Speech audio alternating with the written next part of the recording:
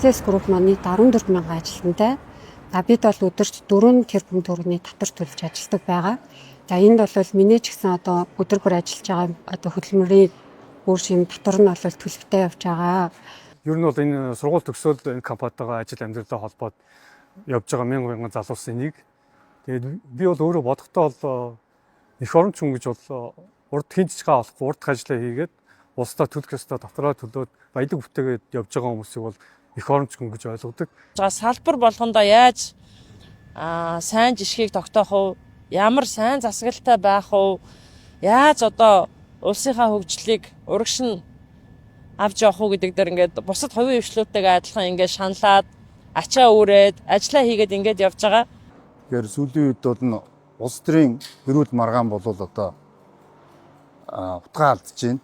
Үүндээ бол хувийн хвшлийг батан оролцуулж зохион байгуулалттайгаар одоо гүтгэж харлуулах ийм зүйл бол одоо маш их харагдаж байна. Тэгэхээр бол улс төрчид маргалдлаа зоддлоо гэдэг нэг улс орны эдийн засаг хөгжөөд байдаггүй бах. Харин ажиллаа хийж байгаа хувийн хвшлийнхнийг чөлөөтэй ажиллах нөхцөл бололцоогоор хангаж өгөөч гэж хүсэж байна. Хэвлэл мэдээллийн хэрэгслүүдээр улс төрчдийн өөрсдийн хэрүүл тэмцлийнхаа хэрэгсэл болгож ашиглаад байгаа MCS-чүүд, Energy Resource компани, ухаан хөдөгчүүд гэд яриад байгаа залуучууд ч одоо бүгдээрээ энд сууж байна. Тэгэхээр энэ залуучууд өнөөдөр Монгол улсынхаа хөгжлийн төлөө өөрсдийнхөө одоо чадах бүхнээр 24 цаг өдөр шөнөгүй хоёр ээлжиндээ Монгол улсынхаа хөгжлийн төлөө ингээд нойр холгүй зүтгээд өөрсдийнхөө чадах юмаа зориулаад ингээд байж байна. Энэ сайхан залуучуудыг нэг 50 аж төрлийн хийлгээд өгөөч гэж гуй хүсье шаардж байна. Янз янзын яриад Facebook-оор одоо хар PR хийгээд байгаа улсууд MCS компанид энэ группэд нэг өдөр ч гэсэн нэг хэсэг ажиллаж үзээд үнэхээр энэ компани зорилтыг бас мэдэрсэн байгаасаа л гэж би бас боддог. Бид нар өнөөдөр өдөр тутамдаа ямар их одоо ачаалтай, ямар зориг тэмүүлэлтэй, юуны төлөө зүтгэж байгаа вэ? Энэ одоо итгэж зүтгэж байгаа ирээдүйнхээ төлөө зарцуулж байгаа цагийн маань энэ улс төр ямар муухай урам хугалж байна, ямар муухай итгэл үнэмшлийн маань сааруулж байна. Энэ хувийн хвшил өнөөдөр улсын төсвийн ихэнхийг бүрдүүлж байгаа.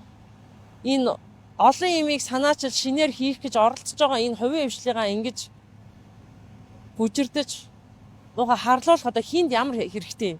Яг манай монголчуудад лав хэрэгтэй. Шинэ бүр ямар ашиг сонирхлоор ингэж ажил хийлгэхгүй урагшаа биш юм ухраах, урам хугалах ийм акц ажиллагаа явуулаад байгаа ингээд. Битгий одоо ард түмнийгээ талцуулж байгаа чи.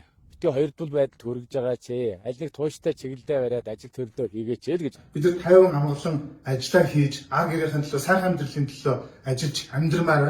Тэгэхээр нэмэр болтгоо гэхэд нэрмээс битгий болооч гэж хүсэж байна. Шууд болон шууд бусаад 40-50 хүн улсын хөрнөөхөө хөгжиж төр нөмрөө оруулаад ажил амьдралаа залгуулад явж байхад бидний ажлыг битгий шүүмжид харлуулаач юм. Тус болтгоо гэхэд битгий ус болооч юм. Урдах ажлын зүгээр хийлгээч. Төр хов гэлтгүү, танаа манаа гэлтгүү Монгол дотор бас их хамтрах нэг байх зүйл нь их чухал юм болов гэж өнөөдрийн болж байгаа зүйлүүдийг хараад бодогдож байна. Та бүхэн ордон дох хуульдаа албан тушаал эрх мэдлийн төлөөх тэмцлээ бидний нэр хүндийг манай компани байгууллагыг оролцуулахгүй байхыг та бүхэн хичээнгүйлэн хүсэж байна. Юм бүхний ард энэ улс төрийн бохир тоглоомын ард MCS байгаа юм шиг харлуулгаа одоо болцгоё. Өдрийн өдөр тутамдаа бахархаж ажил хийдэг энэ ажлын байр одоо бусад зүйлсийг бити харлуулаач гэдэг хүсэлт байна. Тэгэхээр та бүхэн ажиллаа хий, бид нар ч гэсэн өөрсдийнхээ ажлыг хийж улс орныхоо хөгжилд тус нэмэр болмоор байна гэдгийг юугээр дамжуулж хэлхийг хүсэж байна.